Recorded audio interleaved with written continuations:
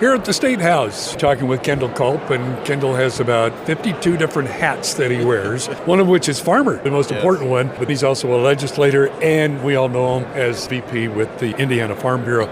Kendall, great to talk to you as usual. You've been getting a lot of heat over this employment of minors bill that you drafted, and really for not any good reasons. Yeah, absolutely. That's House Bill 1092, and it has gotten a lot of attention that I really didn't expect, because that came to me from a constituent business owner in the little town of Francisville in Pulaski County, and he owns a drive-in, and he employs a lot of teenagers from the school. Well, you think about that, a little rural community, it's losing population, there's less teenagers, less workforce available. So he said, yeah, in the summer they can't work past 9 p.m. I close at 9, but then after that we have to clean up. I have to bring a different crew in to do that. What shocked me was Indiana's regulations for hours worked for teenagers are more strict than the federal guidelines require, meaning we're allowing teenagers to work less hours in Indiana than what the federal does. And that just really didn't make a lot of sense to me. And what we found out is if you own your own business or your own farm, you're exempt from all of those rules. So if you work for your parents on their farm or in their business, there are no rules. We trust the parents are going to know that best.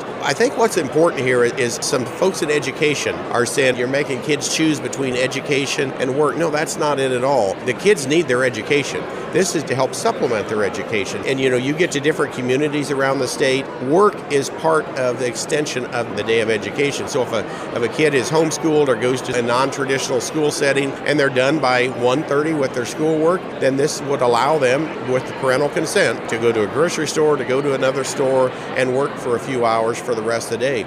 You think about our workforce today, and you talk to employers, and they said, number one, you've got to pass a drug test. Number two, you can't get them to show up to work on time. Number three, once you get them here, they don't want to work. These are life skills that these kids are learning when they are younger. Learning responsibility, what more could you ask for? And I think for all of us, we would admit that some of the life skills that we learned that are most valuable to us now are those that we learned when we were working part-time as teenagers. A couple of other things, one of which is I'm kind of surprised to see foreign ownership of agricultural land as an issue here before the state legislature, because it's really a federal issue. So explain to us why we're dealing with this on a statewide level. Yeah, that's a great question, and you're right on point. This is a federal issue, and it should be federally legislated. Unfortunately, right now in Washington, other than continuing resolutions, they just cannot get anything passed. And so we're not unique. We're one of 24 states now that have addressed this issue, that have put some sort of limitation on foreign ownership of farmland. This bill, 1183, in Indiana, prohibits the leasing or the ownership of farmland to an adversarial country, and there are 6 of those listed. And so right now it's China, Russia, North Korea, Iran, Venezuela, and Cuba. Those are the 6. That means that you cannot sell a piece of farmland or lease a piece of farmland to one of those 6, either countries, businesses within that country, or individuals. Do you think that because so many states are taking this up, that it's going to inspire or at least put pressure on and maybe move the federal government to finally say, we don't need 50 different versions of this, we need one? I believe so. That's the case. I mean, there is legislation that's been filed. I mean, our own U.S. Senator Braun is the sponsor of one of those bills to limit that ownership. You're right. We do not need a patchwork of 50 different laws to address this. We need a federal law, and I would look forward to the day that we can make that happen. One of the other ones that was kind of curious to me that's on the agenda, and this is on a list that came out of the Indiana Farm Bureau, so since you're the VP of that, you can probably speak to this, but it was the various natural resources matters.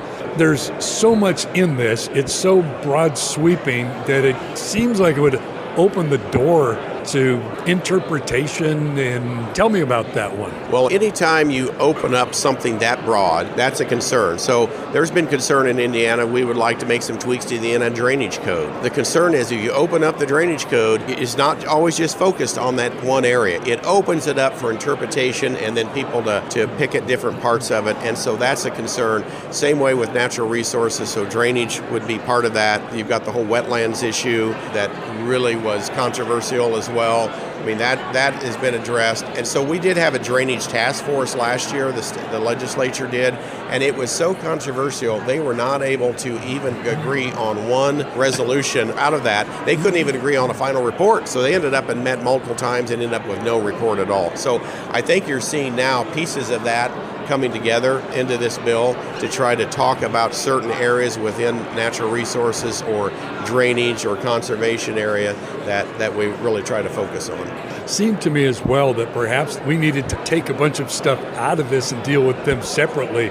Many of those things seem to be disjointed with maybe what the real purpose of the bill was to begin with. And that's a great point, is what I'm finding out here in the legislature is it's a lot easier to take smaller bites and to try to get things passed than to have one big comprehensive bill. That's why with the foreign ownership, for example, some say, well, why didn't you include all real estate, not just farmland? We need to start at one place, get something on the books, get something passed, and then see how that goes forward. This bill's the same way. You can get way too much in a bill. It gets too comprehensive.